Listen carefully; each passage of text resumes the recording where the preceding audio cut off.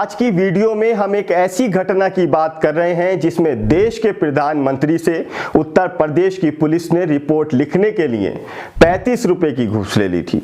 घूस लेने के बाद जब सिग्नेचर करने की बारी आई तो प्रधानमंत्री ने अपने मैले और फटे हुए कुर्ते की जेब से मोहर निकालकर कागज पर ठोक दी जिस पर लिखा था प्राइम मिनिस्टर ऑफ इंडिया। जी हां, हम बात कर रहे हैं देश के पूर्व प्रधानमंत्री चौधरी चरण सिंह से जुड़े हुए किस्से की। दोस्तों, वीडियो शुरू करने से पहले मेरे इस चैनल को सब्सक्राइब जरूर कीजिएगा क्योंकि मैं आपके लिए इसी तरह से नई जानकारी वाली वीडियोस बनाता रहता हूं। देश के 5वें प्रधानमंत्री चौधरी चरण सिंह को देश में किसानों के मसीहा के रूप में जाना जाता है। 23 दिसंबर 1902 को हापुड़ जिले में जन्मे चौधरी चरण सिंह 1979 में कांग्रेस के समर्थन से प्रधानमंत्री बने, लेकिन वो 23 दिन ही प्रधानमंत्री के पद पर रह पाए। चौधरी चरण सिंह का राजनीतिक सफर लंबा और उतार चढ़ाव भरा है, लेकिन आज हम उनके राजनीतिक सफर के बारे में नहीं बल्कि एक ऐसी घटना के बारे में बात करने वाले हैं जिसमें देश के प्रधानमंत्री से उत्तर प्रदेश की पुलिस ने 35 रुपए की घूस ले ली थी। इसके बाद पूरे थाने को सस्पेंड कर दिया गया था। साल 1979 की बात है जब देश के तत्कालीन प्रधानमंत्री चौधरी चरण सिंह शाम को करीब 6 बजे उत्तर प्रदेश के इटावा जिले के उसराहार थाने में पहुंच गए। धीमी चाल और फटे हाल कपड़ों में उन्होंने खुद को एक 75 वर्षीय किसान बताया। उन्होंने पुलिसकर्मियों से पूछा, दरोगा साहब हैं? जवाब मिला नहीं है। साथ ही एएसआई और अन्य पुलिसकर्मी पूछते हैं कि आप कौन हैं, किस काम के लिए आए हैं? चौधरी साहब ने पुलिस वालों से कहा कि रपट लिखवानी है साहब। जवाब में पुलिस वाले ने पूछा, क्या हुआ? उन्होंने कहा कि सुबह मेरी किसी ने जेब काट ली है, जेब में काफी पैसे थे।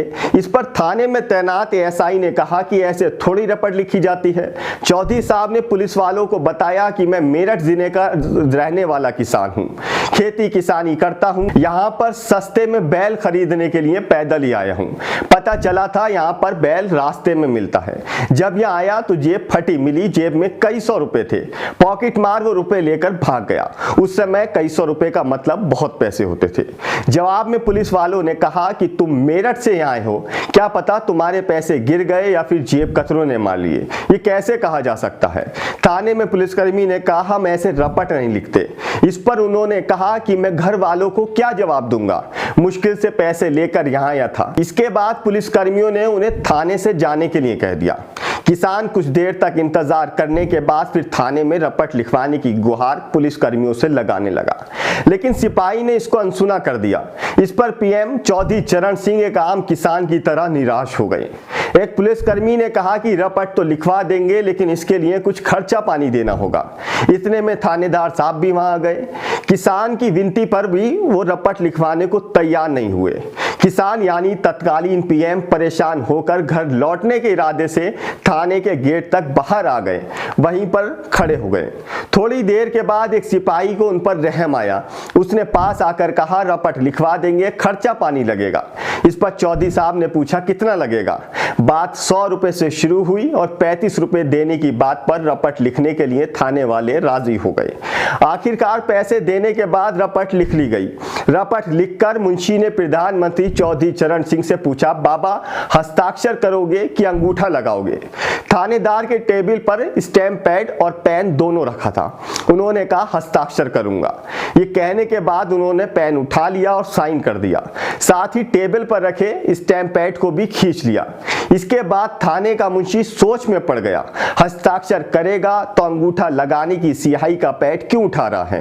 किसान बने प्रधानमंत्री चौधरी चरण सिंह ने अपने हस्ताक्षर में नाम लिखा चौधरी चरण सिंह और मैले कुर्ते की जेब से मोहर निकालकर कागज पर ठोक दी जिस पर लिखा था प्रधानमंत्री भारत सरकार। ये देखकर पूरे थाने में हड़कंप मच गया। आवेदन कॉपी पर पीएम की मोहर लगा देखकर पूरा का पूरा थाना सन्न रह गया। इस घटना के थोड़ी देर बाद पीएम का काफिला वहां पहुंच गया। जिले और कमिश्नरी के सभी आला अधिकारी धड़ाधड़ वहां पहुंच गए।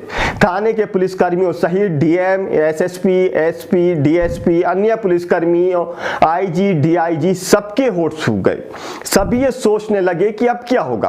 पूरे प्रशासनिक अमले में किसी को पता नहीं था कि पीएम चौधरी चरण सिंह खुद इस तरह थाने आकर औचक निरीक्षण करेंगे। पूरा प्रशासनिक अमले को परेशान देख पीएम उर्साहार थाने के सभी कर्मचारियों को सस्पेंड करने का आदेश देते हुए वहां से रवाना हो गए।